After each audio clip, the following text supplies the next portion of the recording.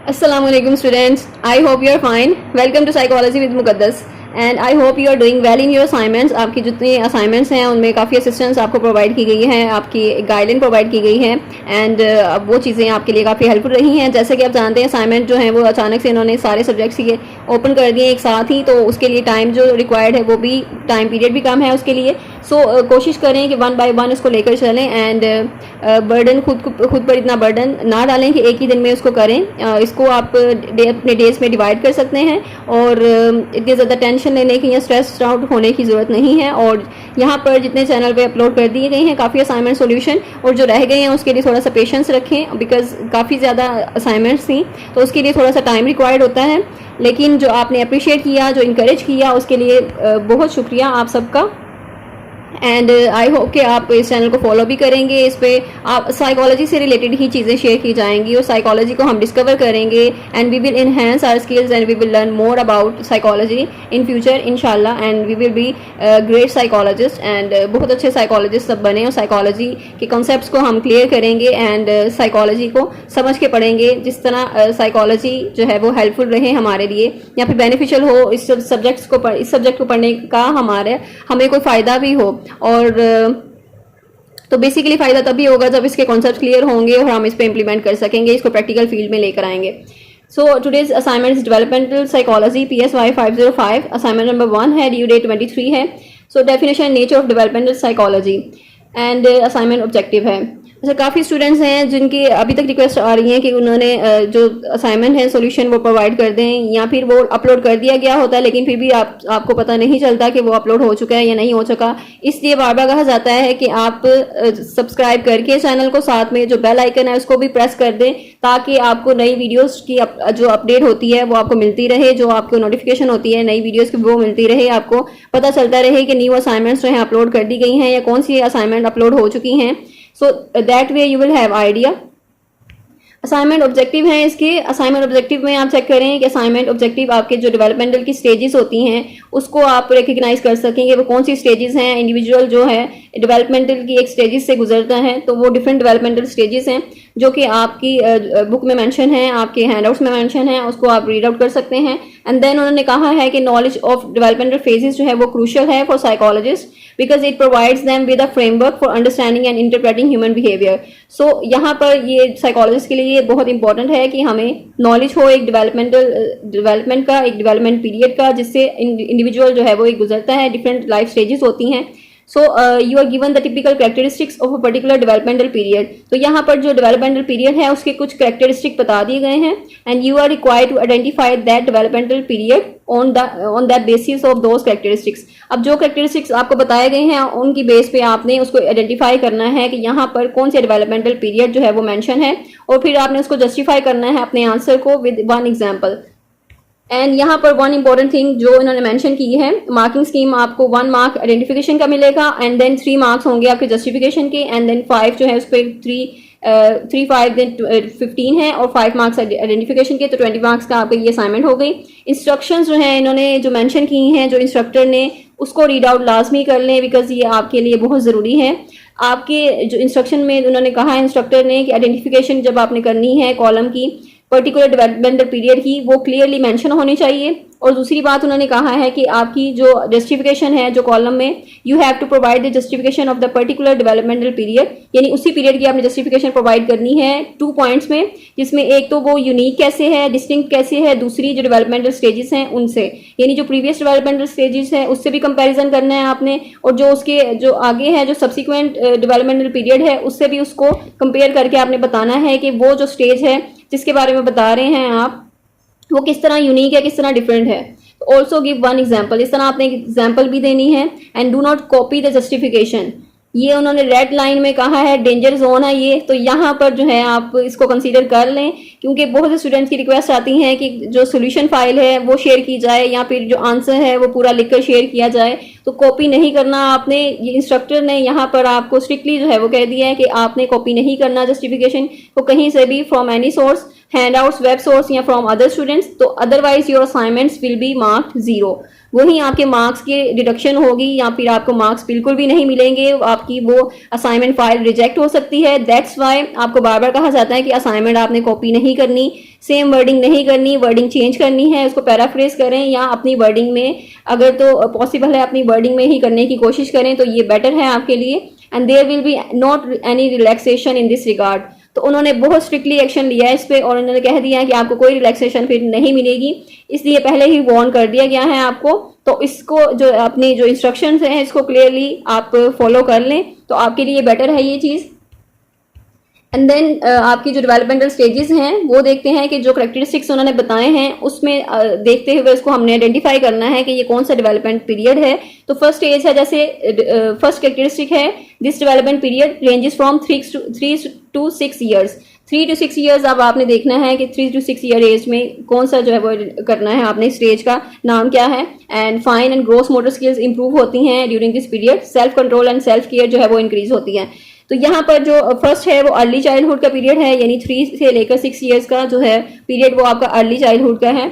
And then second है, this period ranges from 40 to 65 years and deterioration of physical health and stamina takes place, यानी कि जो आपकी सेहत है, जो फिजिकल सेहत है वो खराब होना शुरू हो जाती है, आपका स्टेमिना जो है वो कम होना शुरू हो जाता है, बिकॉज 40 to 65 ईयर्स एज है। एंड वुमेन जो है वो इस स्टेज में एक्सपीरियंस करती है मेन्यूपॉज, यानी उनकी जो मेंस्ट्रुअल साइकिल है वो भी स्टॉप हो जाती है। तो ये जो एज है 40 to 65 is towards your old age, like, तो ये आपकी मिडल एज है।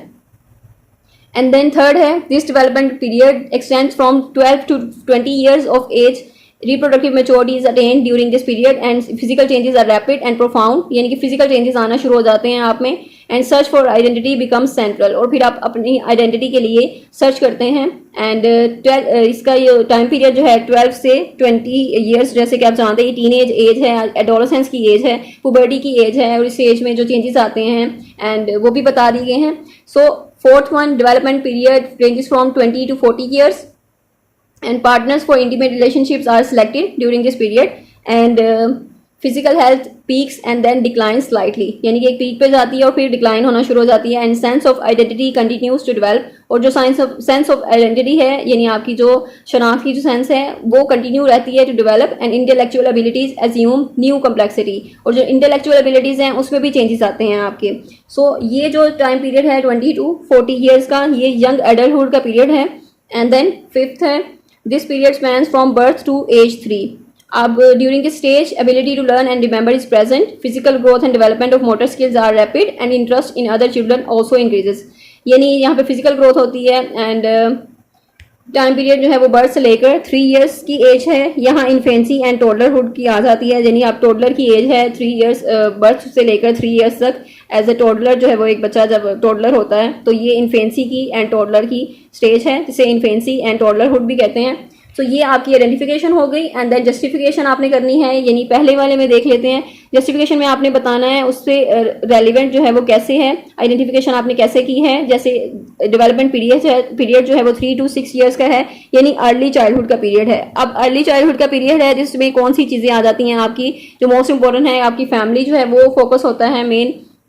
किसी भी बच्चे का फैमिली से बहुत ज़्यादा वो अटैच होता है अपनी, और पेरेंट्स के साथ बहुत ज़्यादा अटैच होता है, उसकी जो ग्रोथ मोटर स्किल्स हैं वो इंप्रूव होती हैं, self care self control increase होता है, ये उन्होंने मेंशन कर दिया। एंड देन इससे पहले आपने बताना है कि जो ये डेवलपमेंट पीरियड है, इससे पहले की जो पीरियड है वो इन्फेंसी एंड टोडलरहुड का आता है, यानी इसमें जो बच्चे होते हैं वो टोडलर की एज है, और उसमें बच्चों की फिजिकल ग्रोथ होती है, डेवलपमेंट होती है, और इसमें जो बच्चे हैं वो ज़्यादा उनकी जो ग्रोस मोटर डेवलपमेंट होती है और फाइन हो जाती है, फाइन मोटर डेवलपमेंट होती है, यानी उस चीज़ में वो रिफाइन हो जाते हैं, बेटर हो जाते हैं, इंप्रूव कर लेते हैं उस चीज़ को। तो इस तरह वो ग्रो करते हैं, यानी इन्फेंसी से वो अर्ली चाइल्डहुड में आते हैं, और जो चेंजेस हैं उनके डेवलपमेंट में आती हैं, यानी इन्फेंसी की जो चेंजेस थे, जो कैरेक्टरिस्टिक्स थी वो चेंज हो जाती हैं अर्ली चाइल्डहुड में, यानी अर्ली चाइल्डहुड की जो कैरेक्टरिस्टिक्स हैं वो इंप्रूव हो जाती हैं पहले से, तो ये चेंजेस आते हैं उसमें। एंड देन जो उसके बाद जो है, यानी अर्ली चाइल्डहुड के बाद मिडिल चाइल्डहुड आता है, जो 5 to 12 ईयर्स एज है, उसमें होता है कि पीयर्स जो है वो उनकी जो सेंट्रल इंपॉर्टेंस है वो होती है, यानी फ्रेंड्स को बच्चे बहुत ज़्यादा करते हैं। एंड जो मेमोरी है, लैंग्वेज है वो सीखते हैं, उनकी वो जो पावर है, स्किल्स हैं इंप्रूव हो जाते हैं, फिजिकल ग्रोथ उनकी और ज़्यादा हो जाती है, स्ट्रेंथ एंड एथलेटिक स्किल्स जो हैं वो इंप्रूव हो जाते हैं। तो ये है कि आपने वो कंपेयर करना है कि आपकी ये जो एज है, जो अर्ली चाइल्डहुड की एज है, उसको आपने मिडिल चाइल्डहुड की जो एज है उससे कंपेयर कर दिया। यानी पहले तो आपने उसके पहले वाली एज के साथ यानी अर्ली चाइल्डहुड से पहले जो है इन्फेंसी टोडलरहुड के साथ कंपेयर किया, एंड देन उसको फिर मिडिल चाइल्डहुड के साथ कंपेयर करना है, एंड देन उसको आपने फिर एग्जाम्पल के साथ आपने जस्टिफाई कर देना है कि फॉर एग्जाम्पल कि आपका यानी ये जो बच्चा है 3 to 6 ईयर्स की एज का, तो उसमें ये क्वालिटीज़ होती हैं, एंड वो फैमिली से ज़्यादा अटैच होता है, एंड उसकी ग्रोथ मोटर स्किल्स इंप्रूव होती हैं, और उसकी प्ले एक्टिविटी ज़्यादा होती है, क्रिएटिविटी ज़्यादा होती है, इमेजिनेशन ज़्यादा होती हैं उसकी। एंड देन सेकंड है, सेकंड वाले में जैसे कि 40 to 65 है, मिडिल एज है, तो मिडिल एज से पहले जो एज है उसके बारे में बताना है कि ये आपने जस्टिफाई कैसे किया, ये मिडिल एज है।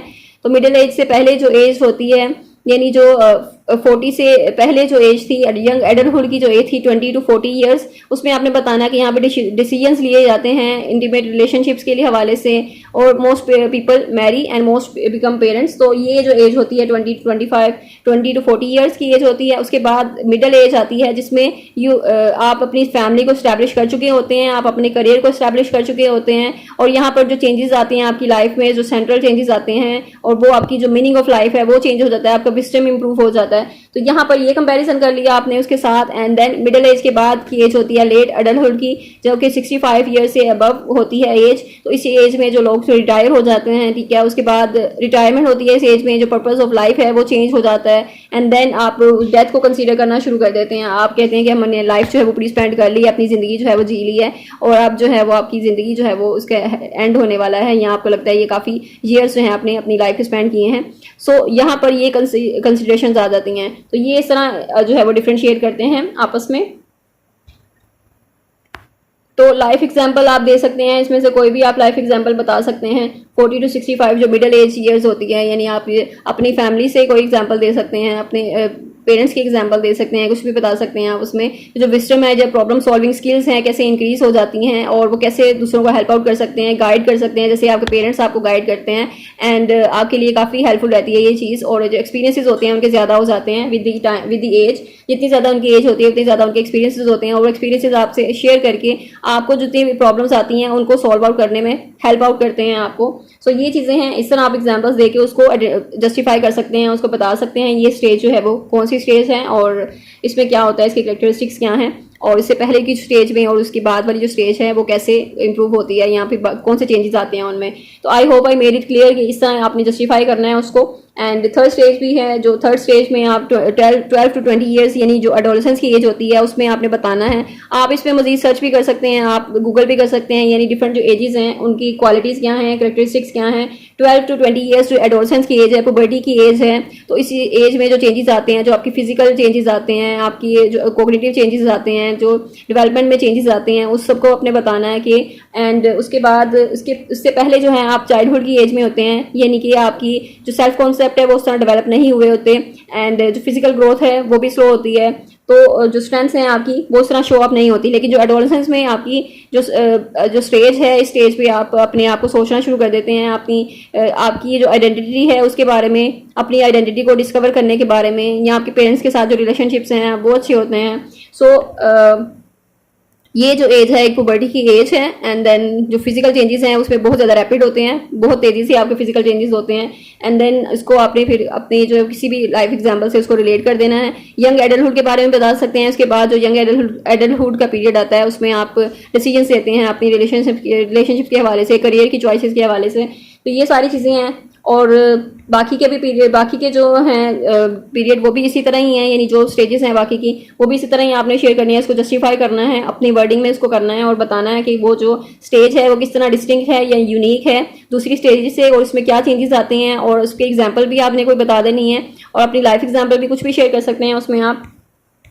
तो ये आपकी असाइनमेंट थी। I hope I made it clear. If you have any confusion you can ask in comment section. इसी तो सोल्यूशन आपसे इसीलिए शेयर नहीं किया गया था कि आप, जैसे कि इंस्ट्रक्टर ने जो है वो सख्ती से आपको कह दिया है कि आपको मार्क्स जो हैं वो 0 मिलेंगे और अगर आपने कॉपी किया तो, इसीलिए बार बार कहा जा रहा है कि कॉपी नहीं करना, आपने कॉपी पेस्ट नहीं करना और सोल्यूशन आपको प्रोवाइड नहीं किए जा रहे लिख कर, बल्कि ये जो क्रिएटिव राइटिंग का काम है बस आपको आइडेंटिफिकेशन कर दी है। आप जो क्रिएटिव राइटिंग का काम है उसमें भी आइडिया आपको दे दिया है कि गाइडलाइन प्रोवाइड कर दिया है कि आपने इस तरह करना है उसको सॉल्व, तो ये आप कर लेंगे। तो अगर क्रिएटिव राइटिंग करेंगे, अपनी राइटिंग में उसके लिखेंगे, अपनी वर्डिंग में लिखेंगे, then you can secure good marks और आपको इंशाल्लाह पूरे पूरे पूरे मार्क्स उस पर मिल जाएंगे। और इस पर थोड़ी सी एफर्ट करनी है बस आपने, एंड देन दैट्स डन। और उस पर कोई आपको मुश्किल नहीं होगी और कोई इतनी टेंशन लेने वाली बात नहीं है। इसको कॉन्सेप्ट क्लियर करें, जस्ट कॉन्सेप्ट क्लियर करने पे अपना ज़्यादा फोकस किया करें और बाकी चीज़ें जो है वो होती रहती हैं टाइम के साथ।